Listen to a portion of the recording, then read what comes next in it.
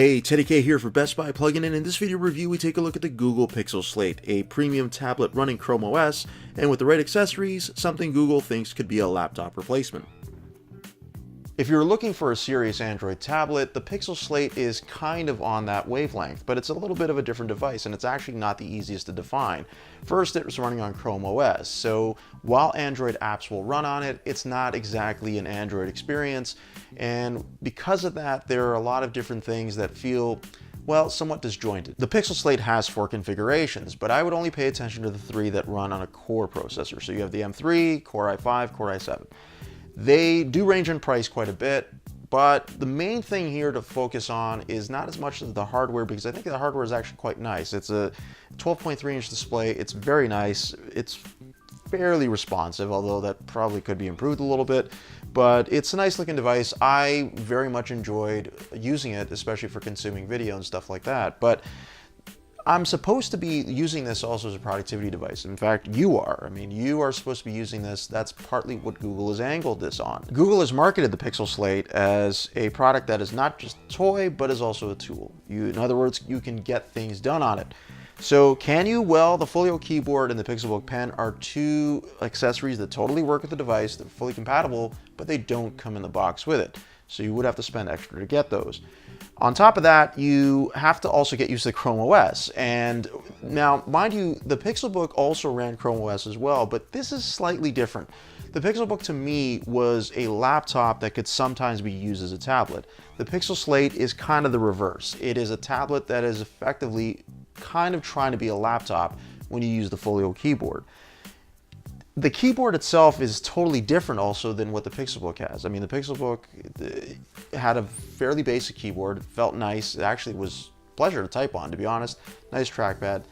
The Folio keyboard for the Pixel Slate is a little different. The rounded keys make for a slightly different typing experience. The trackpad's nice, but again, you have to get used to that. And of course, there's no incline on the keyboard as well. Something that I've always liked about Microsoft Surface devices. So again, there is a trade-off in terms of just the ergonomics of using it. Chrome OS on the Pixel Slate is, it's kind of a tale of 2 OSs, really, if I can even put it that way. I mean, on the one hand, you have something that looks clean, it feels fairly clean, feels fairly straightforward. There's not much to it, and it's not hard to get used to it. The challenge is that you don't know what's going to work and how it's going to work. So for example, you have the Google Play Store fully available to you. You can download all types of apps, but do you know which ones are optimized for it and which ones are just phone apps? Do you also recognize the ones that are phone apps that have just been blown up to fill the display? Now those are pretty obvious visually, but you get what I'm saying. So it's that kind of mishmash of content as far as the apps go that I think make things a little bit confusing here. This is a real shame because I think all in all there are various elements I think to like about the device.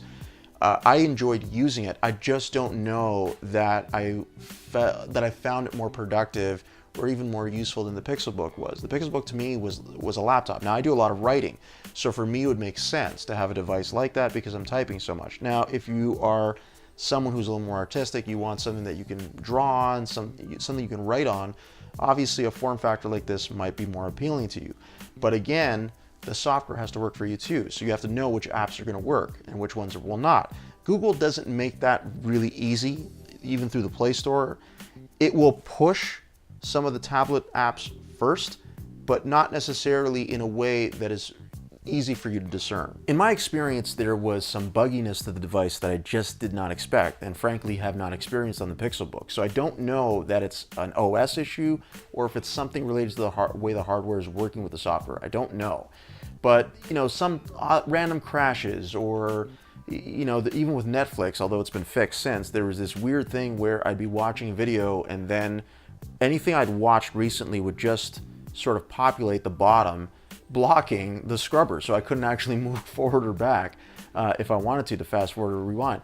So weird things like that. Now again, like I said, that little one has been fixed, but it's like those odd things that pop up that for whatever reason just kind of mar the experience, and I just hadn't really experienced it before on a Chrome OS device like the Pixelbook, for example. And that leads to the ultimate question, I think, which is, well, who is this for? So who needs the Pixel Slate? Who would want the Pixel Slate?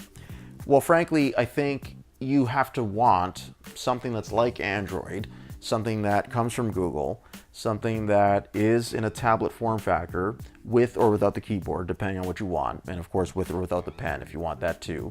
Something that has Google Assistant built in, something that also has the potential, okay, and this is the key, something that has the potential to be better than it is right now. That's not just going to be on Google though. Google can update the software, but it needs some support and cooperation also from developers who are going to optimize apps to work on this thing. At this moment, it's touch and go on that. I mean, I can't really make a call one way or the other on how that's going to happen or when it's going to happen. Obviously, Google is committed to the platform, so you would think that developers will jump on board too and be very supportive. I've downloaded a couple updates over the course of testing this over the last 6 weeks, and I have seen some minor improvements, so there is the potential there for it to be better, but this is a big ticket purchase. It's a big ticket item, and you want to be confident in making that decision. So I highly recommend, if you get the opportunity to try it out in store, wherever you can, to try it out, spend a little time with it, do so, because I think you'll have a pretty good idea very, very quickly on whether or not you want to take the plunge. And that's my review of the Google Pixel Slate. For Best Buy Plugin, I'm Teddy K. Thanks for watching.